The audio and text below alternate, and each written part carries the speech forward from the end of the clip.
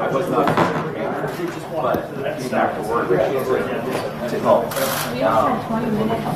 Within 20 minutes of that the fire burned and was in the paradise zone in less than 2 hours. So, and I think they all lived it. You have the main flame in front, but you also have spot fires, embers that carry way less fire. And the fire grew much more quickly because of the way the spot fires. It's been so dry that the fuel was so dry and very receptive to any embers on fire. And so the spotting had on itself a long ways ahead. So the management fuel reduction. Well, an important component here is water district here did some fuel management work that actually saved the water supply for the town. They opened additional evacuation. Was it Highway 191 is a brand new evacuation. Joe, how that works? So in recent years, we have paved a way, Highway 191 skyway up through and out to Chico. It's a winding mountain road, but we did that several years ago.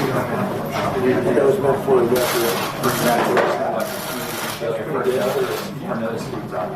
traffic sir on this way to start evacuating. There was 5 lanes of traffic coming downhill out of the town. And did they get caught? Did they get caught? There are people, most people had there are people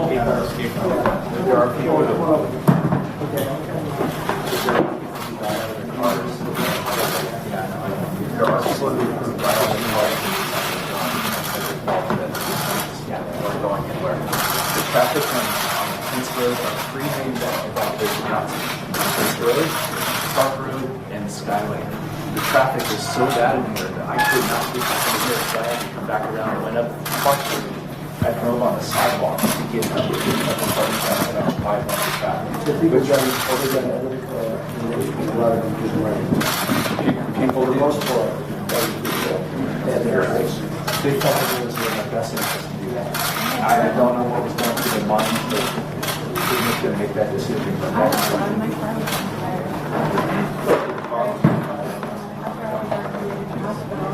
my car caught on fire. I had to run. how did you notify the community? Was it reverse 911 or what?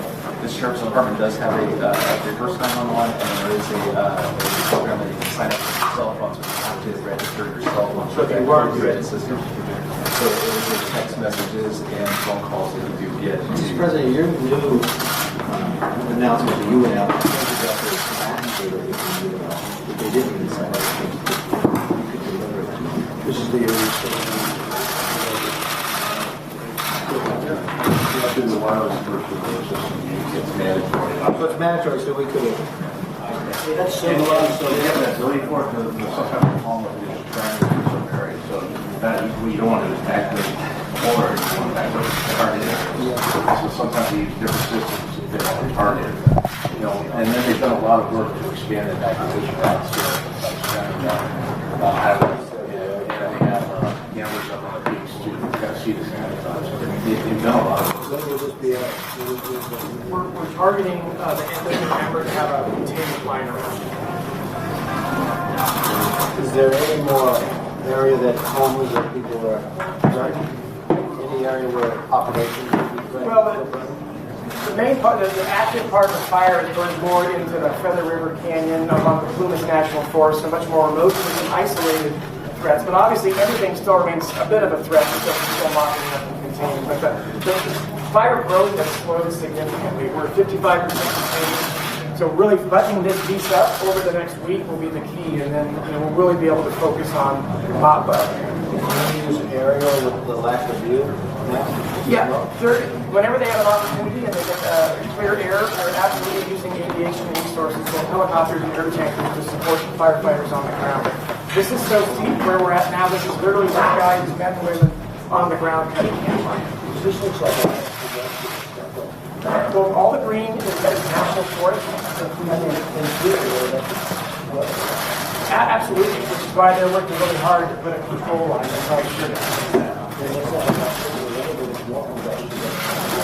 Absolutely, because we talked about being dry. Absolutely, it's all wildland vegetation. We're hoping for some rain next week, so it should hopefully put some more moisture in there. More of that will help us a lot. So the firefighters are with my job. We're very proud of that.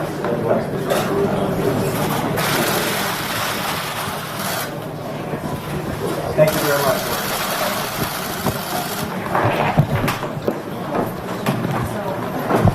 Tragic this has been, and I find it very hard to find the right way to put it. People are really working hard. People have suffered, and so many people from so many different places and backgrounds and services have pulled together. And I can say thanks to the firefighters and first responders, and thanks to the federal government. FEMA's been terrific, and I really appreciate the president himself being here and putting the focus and the spotlight on probably the worst tragedy that California's ever faced. But we can't fight it. Thank you. Well, thank you, Jerry. And I just want to also thank FEMA, law enforcement. You folks have been incredible. First responders, the firefighters. They're out there now. They want to be fighting. They've got a lot of territory to cover. Still going very heavily. There's a big area of very intense flame right now that's next to a very explosive area, wouldn't you say? I mean, it's a very big problem out there going, and they're fighting like hell. We've never seen anything like this in California. We've never seen anything like this here. It's like total devastation. But again, I want to thank everybody, and Brock is going to give you a little presentation as to where we're going, what we're doing, and how we're doing it. But again, the men and women that are fighting this fire are incredible. You know that more than 70 people are lost, are gone. We're looking for hundreds of people right now. There are literally hundreds that they're looking for. And hopefully that's going to be a good conclusion instead of a bad conclusion. Maybe they left and maybe they're with their loved ones somewhere else, so we just don't know about it. But they're looking for hundreds of people. And we'll know the answer to that over the next 48 hours, I think, for the most part. Brock, perhaps you give a little bit of a presentation as to how we're going to stop the rest of this monster. Yes, sir. So, Mr. President, as we've discussed, this is probably the worst disaster that I've seen in my career. And it's going to take a partnership at all levels of government, not only helping the governor achieve his response and recovery goals, but also it's the time for neighbor helping neighbor. That's what's most important. FEMA is on the ground. I've been here since Tuesday, making sure that we have full situational awareness on how to help the state achieve what needs to be done when it comes to the firefighting, but also the taking care of people part of the mass care issue. So we have set up disaster recovery centers where we're also asking people to call 1-800-621-FEMA or go to disasterassistance.gov to register. To this point, as of this morning, I think we've had over 12,000 people already registered into our assistance system, and we've handed out close to $3 million directly to those who have qualified for assistance. Obviously, the firefighting's main priority is taking care of people and making sure that we can get people transitioning out of shelters into longer-term homes. And then we're also working with Mark Villaducci in the state of California, who's done a tremendous job making sure that we help them understand how we're going to do debris removal and get the infrastructure back up so that we can start to help communities like Concal and Paradise strive for a new normal. So with that, I think it's time for us to turn it over to the incident commander fighting the fire. Mr. President, I turn you.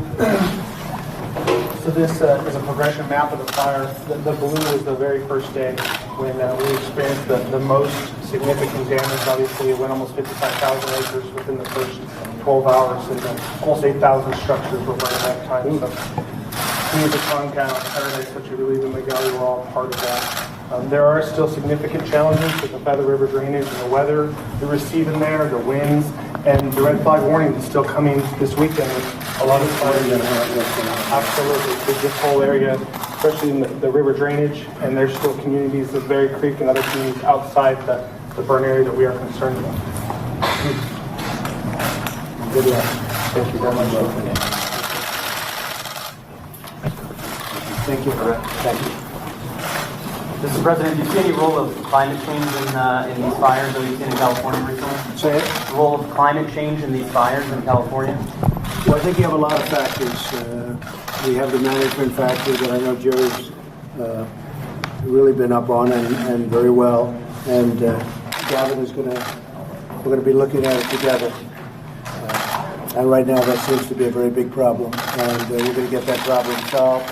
In the Farm Bill, we're putting quite a bit of money, about $500 million in the Farm Bill for management and maintenance of the forests beyond this area, but really management, $500 million. That'll be in the Farm Bill. We just put it in. The Farm Bill is moving along pretty rapidly for our great farmers. But we have a new category, and that's management and maintenance of the forest. It's very important. I want to thank you folks over there, right there, law enforcement. Great. Great job.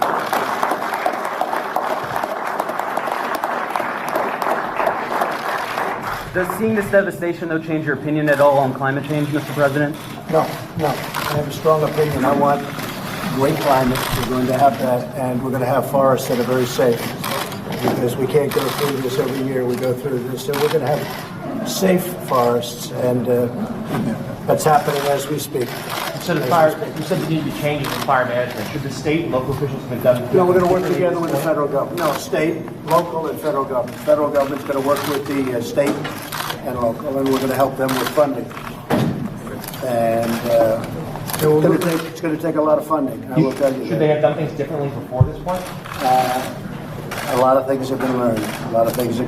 And they've been working very hard. And I think you're going to see something very spectacular over the next number of years. I think if we can really look at the facts from a very open point of view, there are a lot of elements to be considered, and the President's team, you saw, and I'm looking forward over the next months and even beyond to really understand this threat of fire, the whole matter of drought and all the rest of it. And it's not one thing, it's a lot of things. And I think if we just open our minds and look at things, we'll get more stuff done. Okay, thank you very much. Thank you. So I had somebody call you.